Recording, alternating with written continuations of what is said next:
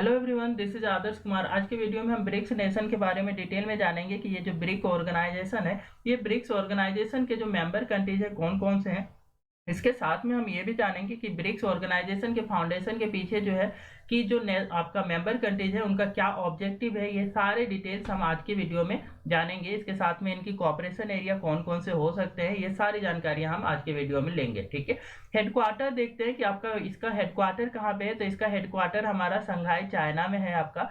और ये जो ब्रिक्स है ये आपका एक्रोनिम है किसका, तो आपका Brazil, Russia, India, China and South Africa. ये हमारा ब्राजील, रसिया, इंडिया, चाइना और साउथ अफ्रीका का एक्रोनिम है, मतलब शॉर्ट फॉर्म है। और इसका आपका हेडक्वार्टर संघाई चाइना में है। BRICS is an acronym of the 5 emerging economies है। यह हमारा 5 जो आपका इमर्जिंग इकोनॉमीज है उनका आपका एक्रोनिम है, that make up this group, जिससे मिलकर के ये जो ग्रुप है वो बना हुआ है। Each member countries represent a significant regional influence and plays a crucial role in shaping the global and economic political affairs। ये जो है 5 जो आपके नेशंस है इनका क्या है, बहुत ही आपका इंपॉर्टेंट और सिग्निफिकेंट रीजनल इन्फ्लुएंस है। इसके साथ में ये जो है ना कि इनके बोल सकते हैं कि ग्लोबल इकोनॉमीज और ग्लोबल आपका पॉलिटिकल अफेयर्स को मेंटेन करने में इनका बहुत ही ज़्यादा कंट्रीब्यूशन होता है। अब देखते हैं ब्रिक के मेंबर कंट्रीज कौन कौन से हैं हमारा। तो ब्रिक जो है इसके फर्स्ट जो है बी से आपका ब्राजील। ब्राजील का आपका कैपिटल हमारा ब्रासिला में है,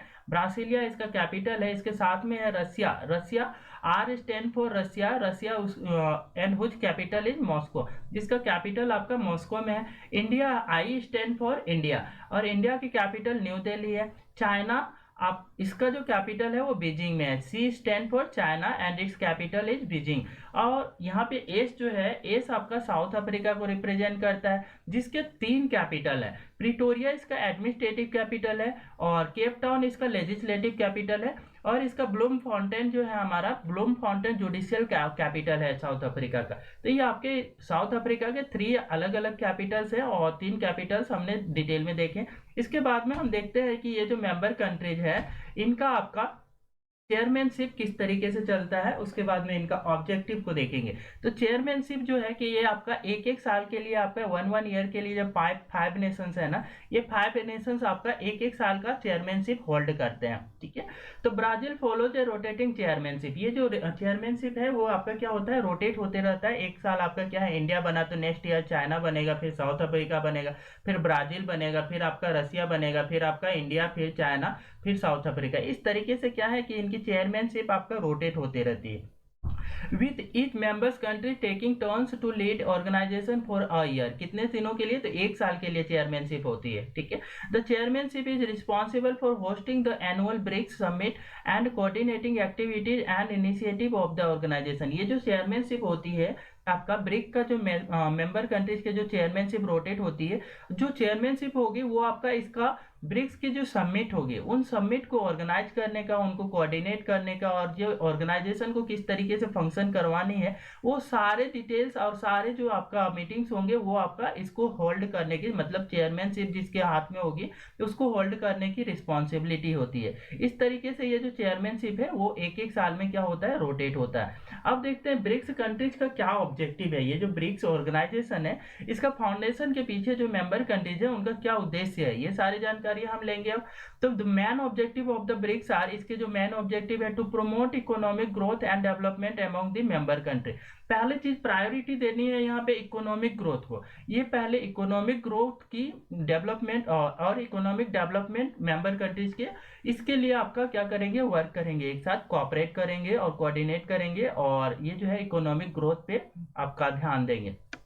To enhance the cooperation in areas such as the trade, investment and technology। ये ट्रेड, इन्वेस्टमेंट और टेक्नोलॉजी, ये तीनों एरिया में एक दूसरे के साथ में कोऑपरेट करेंगे।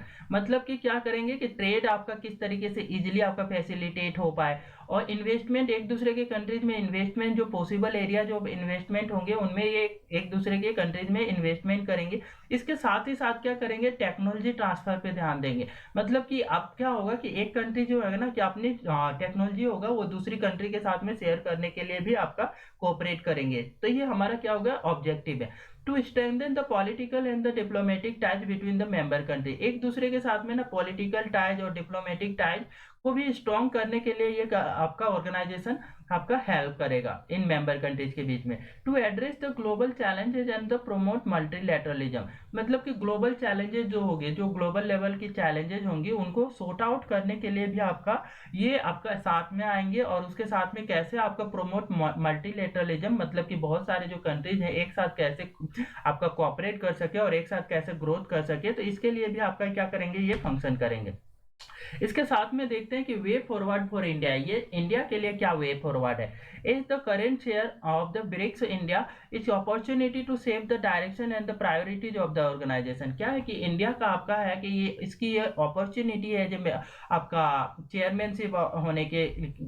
चेयरमैनशिप के पर्पस पॉइंट ऑफ व्यू से, कि ये जो है आपका कि जब भी जब जब आपका चेयरमैनशिप की आपका टर्न आएगा इंडिया का, तो इसके पास ये अपॉर्चुनिटी होगी कि ये अपने जो है ना कि प्रायोरिटीज एरिया के बेसिस पे ये क्या है, ऑर्गेनाइजेशन को सेव कर सकती है। India aim is to focus key area such जो है इंडिया का है ना कि क्या क्या की एरियाज है जिसके टुवर्ड्स जो है ना कि ये फंक्शन करने की कोशिश करेगी थ्रू दिस ऑर्गेनाइजेशन। तो ये है आपका enhancing intra BRICS trade and investment, जैसे कि ब्रिक्स नेशन के बीच में है ना ट्रेड और इन्वेस्टमेंट को प्रमोट करने के लिए आपका ये वर्क करेगा इंडिया, ठीक है। Promoting sustainable development and the green technology, sustainable development और ग्रीन टेक्नोलॉजी को कैसे प्रमोट करना है, कैसे आपका क्या कि सारे जो है ना कि मेंबर नेशन जो है एक दूसरे को आपका सस्टेनेबल डेवलपमेंट में कोऑपरेट करने की कोशिश करेंगे। और इसी के साथ में आपका इंडिया इसके लिए फोकस करेगा कि stand in cooperation in area such as the digital economy and cyber security. Digital economy के टुवर्ड्स आपका क्या करेगा कि इंडिया का फोकस होगा कि इसको स्ट्रेंथन किया जाए, मतलब डिजिटल इकोनॉमी, आपका इकोनॉमी को डिजिटल बनाया जाए। इसके साथ में साइबर सिक्योरिटी का जो साइबर क्राइम्स होते हैं उनको कैसे आपका कंट्रोल किया जाए, तो इसके लिए आपका इंडिया क्या करेगा, आपको फोकस करेगा by this organisation BRICS. Fostering people to people exchanges and cultural cooperation, ये क्या करेगा कि इंडिया का फोकस पॉइंट होगा कि ये पीपल टू पीपल आपका कांटेक्ट होना वो बढ़ाने की कोशिश करेगा। इसके साथ में कल्चरल कोऑपरेशन के टुवर्ड्स भी आपका इंडिया फोकस करेगा। इसके बाद में वे फॉरवर्ड, इंडिया के पॉइंट ऑफ व्यू से वे फॉरवर्ड क्या होगा, तो ये हमारे देखते हैं अपॉर्चुनिटीज क्या क्या है ना कि अपॉर्चुनिटी इकोनॉमिक कोऑपरेशन, जैसे कि आपका क्या है ब्रिक्स ऑर्गेनाइजेशन के थ्रू इकोनॉमिक लेवल पे आपका कोऑपरेट कर सकते हैं ये मेंबर नेशन।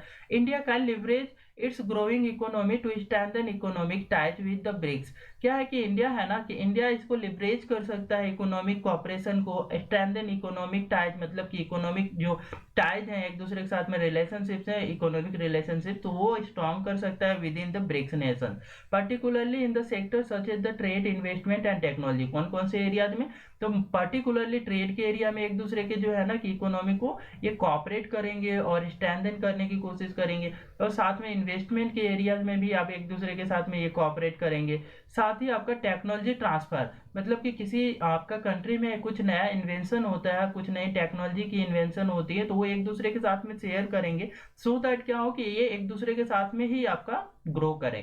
तो इस तरीके से आपका क्या है इकोनॉमिक कोऑपरेशन आपका है इन मेंबर कंट्रीज के बीच में आपका। इस ये क्या होगा कि इंडिया के पॉइंट ऑफ व्यू से होते हैं तो ये क्या होगा, ये बेनिफिशियल होगा क्योंकि इंडिया के पास भी आपका टेक्नोलॉजी आएगी और इस तरीके से आपका क्या होगा, इंडिया के जो आपका इकोनॉमिक डेवलपमेंट है वो आपका थोड़ा और भी फास्टर रेट से होगा। और इंफ्रास्ट्रक्चर डेवलपमेंट, ये क्या करेंगे जितने भी मेंबर कंट्रीज है ना वो एक दूसरे के आपका इंफ्रास्ट्रक्चर डेवलपमेंट में कोऑपरेट करेंगे। जैसे India can collaborate with the BRICS countries to develop infrastructural project, जो भी इंफ्रास्ट्रक्चरल प्रोजेक्ट्स होते हैं उनमें क्या होता है बहुत ही ह्यूज अमाउंट ऑफ इन्वेस्टमेंट की जरूरत होती है। उसके साथ में जो है कि इंफ्रास्ट्रक्चरल प्रोजेक्ट्स तो आपका डेवलप कर लिया जाता है, जैसे एनर्जी वाला, ठीक है, एनर्जी ग्रिड्स बनाए जाते हैं। तो एनर्जी ग्रिड्स के लिए बहुत सारे जो है ना कि आपका रॉ मटेरियल्स बोल सकते हैं या फिर जो भी वहाँ पे अप्लाई यूज होने वाले जो डिवाइसेस हैं वो आपका इंडिया में नहीं बनती हैं, तो वो बाहर से भी आपका क्या है ब्रिक्स मेंबर कंट्री से आपका इंपोर्ट करके वो यूज कर सकता है। या फिर आपका वहाँ से टेक्नोलॉजी है, टेक्नोलॉजी का ट्रांसफर करने के लिए इंडिया आपका क्या कर सकता है कि इन मेंबर कंट्रीज को आपका अपील कर सकता है सो दैट क्या हो कि ये आपका इंडिया को आपका वो टेक्नोलॉजी ट्रांसफर करे जिससे ये सस्टेनेबल डेवलपमेंट और इंफ्रास्ट्रक्चरल जो प्रोजेक्ट्स है उनको ये डेवलप करने में आपका इन सारे जो आपका इंफ्रास्ट्रक्चरल डेवलपमेंट होगा उनको अच्छी तरीके से डेवलप कर पाए India. To promote the regional connectivity and economic growth, जिससे क्या होगा कि है ना कि रीजनल कनेक्टिविटी आपकी बढ़ेगी और साथ में इकोनॉमिक ग्रोथ भी बढ़ेगा। इनोवेशन एंड रिसर्च, आप देखते हैं कि इनोवेशन और रिसर्च का आपका क्या कौन कौन से एरियाज में है ना कि ये इनोवेशन और रिसर्च के एरिया में आपका एक साथ आ सकते हैं, और साथ में जो है ना कि इनोवेशन और रिसर्च में एक साथ आते हैं तो क्या होगा कि आपका ये बहुत ही फास्टर रेट से इनोवेशन कर सकते हैं और रिसर्च में भी आगे आ सकते हैं वर्ल्ड में, ठीक है। India can enhance the collaboration with the BRICS, ये जो है कि इंडिया है ना कि आपका कोलेबरेट कर सकता है रिसर्च के फील्ड में, इनोवेशन के फील्ड में ब्रिक्स के नेशन के साथ में, in the areas of the innovation research and development, fostering the knowledge exchange and technological advancement. ये आपका एक दूसरे के साथ में नॉलेज एक्सचेंज करेंगे, साथ में आपका टेक्नोलॉजिकल एडवांसमेंट के लिए भी वर्क करेंगे। पीपल टू पीपल एक्सचेंज, ये क्या करेंगे, पीपल टू पीपल एक्सचेंज के लिए भी वर्क करेंगे। किस तरीके से जो है ना कि आइडिया जो है कि एक दूसरे के साथ में ये एक्सचेंज कर पाए। तो India can encourage the cultural exchanges, tourism and educational programs to promote mutual understanding and strengthen people to people ties within the BRICS community। ये इंडिया फोकस करेगा कि टूरिज्म को आपका प्रमोट करने के लिए और एजुकेशनल प्रोग्राम्स को प्रमोट करने के लिए आपका पीपल टू पीपल कॉन्टेक्ट को, आपका पीपल टू पीपल एक्सचेंजेस को बढ़ाने की कोशिश करेगा, सो दैट क्या हो कि इंडिया के जो आपका टूरिज्म प्लेसेस हैं तो वो भी आपका क्या हो सके कि आपका पॉपुलर हो सके और ये आपका टूरिज्म भी ग्रोथ हो सके। उसके साथ में एजुकेशनल प्रोग्राम जो भी इंडिया में आपका क्या होता है कि इंडिया में कोर्सेज आपका बहुत सारे प्रोवाइड की जाती है, तो आपका वो टेक्नोलॉजिकल कोर्सेज और वोकेशनल नॉन वोकेशनल आपका ये सारे कोर्सेज करने के लिए भी आपका एक दूसरे के साथ में ये कोऑपरेट कर सकते हैं ये मेंबर कंट्रीज। तो इंडिया इसके टुवर्ड्स भी आपका क्या करेगा, आपका पीपल टू पीपल इंटरेक्शन जो है, एक्सचेंजेज है, उसको बढ़ाने की कोशिश करेगा विद द ब्रिक्स कम्युनिटी। अब स्ट्रेटजी देखते हैं कि ये सारी चीजें करनी है इंडिया को तो ये कैसे करेगा, ठीक है। ये सारी चीजें इनहेंस करनी है, people to people exchanges increase करनी है, इनोवेशन एंड रिसर्च करनी है, ठीक है। तो ये कैसे करेगा ब्रिक्स नेशन के साथ में कोऑपरेट करके, ठीक है। एक्टिव पार्टिसिपेशन शो करना पड़ेगा इंडिया को पहले तो, ठीक है, कि ब्रिक्स नेशन में ये एक्टिव रहे इंडिया में, ठीक है। सो दैट क्या हो कि जब भी इंडिया की कुछ आपका ओपिनियन हो तो वो आपके क्या हो कि मेंबर कंट्रीज इस पे ओपिनियन में आपका एग्री करे, और जो है ब्रिक्स में भी आपका इसका अच्छा खासा डोमिनियन बना रहे। तो इसकी वजह से क्या है कि इंडिया को थोड़ा एक्टिव पार्टिसिपेशन इसमें बना के रखना पड़ेगा। India should actively participate in the BRICS meeting, India को एक्टिवली पार्टिसिपेट करना चाहिए ब्रिक्स मीटिंग में, समिट और जो भी समिट होगी उनमें आपको एक्टिवली पार्टिसिपेट करना चाहिए। And working groups to contribute to decision making processes, जिससे क्या हो कि इंडिया जो है ना डिसीजन मेकिंग में आपका है ना कि वो कंट्रीब्यूशन दे सके और जो है कि processes and shape the agenda according to the national interest. और क्या है कि आपने जो है कि जो डिसीजंस होंगे उनमें आपका है कि नेशनल इंटरेस्ट को ध्यान में रखते हुए इंडिया जो है ना कि डिसीजन को आपका शेप कर सके। ब्रिक्स नेशन की जो आपके समिट होगी और डिसीजंस होगी उनमें आपका क्या हो, इंडिया अपने नेशनल इंटरेस्ट को आपका प्रोटेक्ट करते हुए आप उनकी सारी डिसीजंस को आपका सेव कर पाए, इसके लिए आपके इंडिया की एक्टिव पार्टिसिपेशन की जरूरत है। बायलेटरल एंगेजमेंट, इंडिया को ब्रिक्स नेशन के साथ में बायलेटरल एंगेजमेंट भी रखनी चाहिए, सो दैट क्या हो कि आपके ये जो मेंबर कंट्रीज है जब भी डिस्कशन हो तो इंडिया की बात को आपकी रखे। तो ये आपका India should engage with the bilateral dialogue और negotiations with the BRIC country, India को एंगेज होना चाहिए किसे, तो बायलेटरल नेगोशिएशंस में, मतलब कंट्री टू कंट्री आपका नेगोशिएशन है उसमें भी आपका बायलेटरल नेगोशिएशंस में टू नेशंस के बीच में जो आपका एग्रीमेंट होते हैं जैसे फ्री ट्रेड एग्रीमेंट, ये सारे एग्रीमेंट्स में आपका क्या है कि एक्टिव पार्टिसिपेशन होना चाहिए to address the specific issues and explore mutually beneficial opportunities for cooperation। तो ये क्या कर पाएंगे कि जो भी आपका स्पेसिफिक इश्यूज होंगे within the BRICS nation उनको क्या कर पाए, ये सॉर्ट आउट कर पाए। Explore the mutually beneficial opportunity to of the cooperation, और ये क्या म्यूचुअल बेनिफिट के साथ में कौन कौन से एरिया जो है जिसमें कॉपरेशन के थ्रू है ना कि ये आपका बेनिफिट गेन कर सकते हैं, तो वो सारे एरियाज के टुवर्ड्स आपका है ना कि बायलेटरल एंगेजमेंट के थ्रू ये फोकस करेंगे, उसके फोकस करना चाहिए इंडिया को, ठीक है। ये इंडिया की स्ट्रेटजी होनी चाहिए। और नेक्स्ट स्ट्रेटजी होनी चाहिए पॉलिसी अलाइनमेंट, मतलब कि जो भी पॉलिसीज बनेंगे, ठीक है, ब्रिक्स नेशन में, तो उसमें क्या हो कि आपका ये इंडिया के लिए आपका बेनिफिशियल हो, वैसे आपका इंडिया को इस तरीके से है ना कि अपनी स्ट्रेटजी रखनी है within BRICS. India should align the domestic policies and regulation with the objective and the priorities of BRICS क्या है कि हमारे इंडिया को है ना कि पॉलिसी जो होगी वो कैसे बनाए जी, डोमेस्टिक पॉलिसीज को एंड रेगुलेशंस को, objectives and the priorities of the BRICS, है ना, ब्रिक्स को प्रायोरिटी रखते हुए जो है ना इंडिया की पॉलिसीज बनानी चाहिए, सो दैट क्या हो कि ये जो है कि आप ब्रिक्स के नेशन कंट्रीज हैं वो आपका इसमें आपका एक्टिव पार्टिसिपेशन में, एक्टिव कॉपरेशन में रहे इंडिया के साथ, ensuring the conducive environment and the for collaboration and investment. जिस वजह से क्या हो कि ब्रिक्स नेशन जो है ना कि इनको एक कंड्यूसिव इन्वायरमेंट मिले कोलेबरेशन के लिए एंड इन्वेस्टमेंट के लिए इंडिया में, ठीक है, सो दैट ये जो ब्रिक्स नेशन है वो आपका क्या कर सके, आपका विदाउट फियर आपका इंडिया में इन्वेस्ट कर सके। और कैपेसिटी बिल्डिंग्स मतलब आपका ब्रिक्स को, आपका ब्रिक्स की कैपेसिटी बिल्डिंग्स पे अभी आपकी वर्क करनी चाहिए, ठीक है।